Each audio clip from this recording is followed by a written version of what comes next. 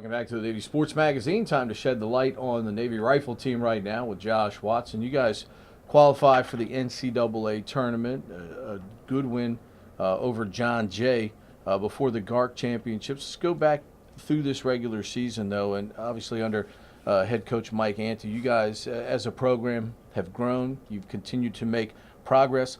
What's been the difference for you all as this season has gone along? Well, we raised our standard basically. So Coach Annie came in and he said the bar's here, meet it. And so we just pushed as a team to overcome our struggles and meet the bar that he set. So. Is that easier said than done though? Because I'm sure at the beginning of the year every team says, well, we got to be better, than we were last year. How have you all achieved those goals though? Well, I think just taking individual instances here and there at practice and saying, hey, you can do this. Like I just watched you do it here, now let's do it on the stage, and just practicing at during sports period to overcome the pressures of a real match, hitting that over and over again, knowing we can do it, confidence building. How much of rifle and the execution of what you all need to do is mental as much as it is the physical execution of what you're doing out there? I would say it's, different people have their splits, but for me it's like 90% mental, 10% physical. So, and the thing is your physical drain during the shooting comes from how much you are focused mentally. So that's my personal opinion on that. How do you get locked in on a day of a match? So my personal routine is just going through what we call our shot process. So starting from the feet, are the feet right, or my legs spread enough apart, just going through that over and over again, visualizing where I'm standing, the target, what it's going to look like when I'm up. When I see my shot, visualizing and imagining how it's going to feel when I pull the trigger, what it feels like when I follow through, and then what it feels like to move on to the next shot. So just going through it in my mind over and over again before I actually do it. Obviously, multiple disciplines within what you all do. What are the differences in your mind, and what makes one any tougher than the other to execute, if at all? Referencing small bore versus yeah. air. Okay, Mm-hmm. so so for air rifle, I think that is definitely a much more mental driven side of things. So it's absolutely all about the focus you have. So you'll see people, they'll come out of the gates running, they'll be shooting very well, but they'll lose focus because it's extremely hard to focus for 60 shots straight. They'll lose focus and they'll start to tail down a little bit, and then they will realize that they lost focus and have to refocus and pick it back up. And then for small bore, it's much more, I would say that's more physically driven, as you change positions, so you need to set those positions up properly to make sure you are where you need to be. And then it's only 20 shots from there, so stay focused for 20 shots and get through it. What do you do physically to withstand, obviously as you mentioned, 60 shots in terms of number may not sound like a lot to the layperson, but executing all of those 60 shots obviously takes some physical conditioning. What does the shooter do to be ready physically over the course not only of a match, but obviously through the entire season?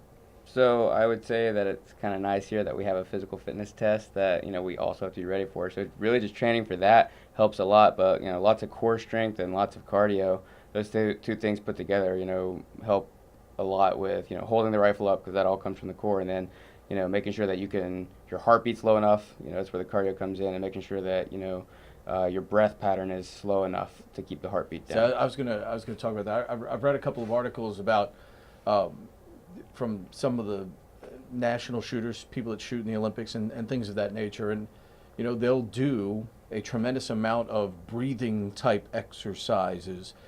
How possible is that on the day of a match to try and get that heart rate at least somewhat regulated, so you give yourself a fighting chance as opposed to somebody who's excited, ready to go, let's go shoot, but that's something that can be a distraction on the course of a match day? Absolutely. So we do breathing exercises on the range. So if you're standing there and you feel the heart beat coming up, you're shooting really well, and you gotta keep it all together. You just need to take a second and breathe in pretty deeply and let it out slowly. Those breathing exercises are exactly what lower the heartbeat. So 5 of you guys obviously are going to get a chance to participate in the NCAAs, and as you look not only at yourself but your teammates that will do that, what have been the keys for those to be able to move on to the NCAAs? So just focusing and keeping it all together when we're on the stage where it matters, you know. So we got to work hard in practice to win the match for sure. But when we get there on game day, you know, not crumbling, you know, knowing that we did all we could do in practice to be where we are and just falling back on our training. I would say this, especially when we watch sports, the challenge for a player is to bounce back from a bad play. Do you know when maybe you've taken a bad shot, and is it hard to move on to the next shot, or does that bad shot sometimes stick with you too long and then obviously affect the rest of your round? So absolutely, one bad shot can ruin a whole match for someone if they let it. So that's part of that mental piece, you know, that we were talking about. And so, you know, you're going through and you shoot a bad shot, you know, if that really gets to you and you get really frustrated with it, you're going to push yourself over an emotional line and you probably won't be able to come back down. Whereas if you know, stay calm, stay composed, and, you know it's one shot, but you still have, however much of a match left to go through, you know, bring yourself back and get back into the match, you know. You can still come out on top that way. Pass along to Coach Andy for me. The last two sports banquets with the captains, Rifle has brought either targets. This year they brought the weapons. So folks, I think in the room had a chance to be exposed to that.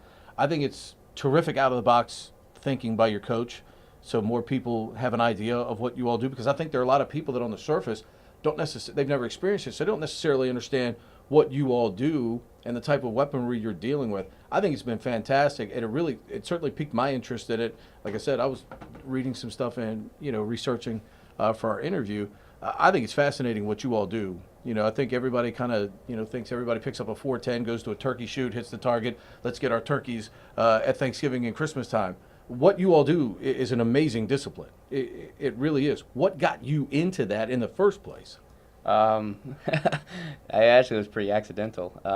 I was a football player back at my high school, and then, you know, I had an injury and I couldn't do another physical sport for about the next year. And I thought, you know, well, if I'm gonna, in my high school it's 3 years, so I was like, if I'm gonna do a sport, I want to stick with it all 3 years. I was like, oh, rifle looks cool. So I joined the JROTC program, joined the rifle team, and, you know, going through that, I learned about the academy and shooting at the academy and stuff. So it was just complete.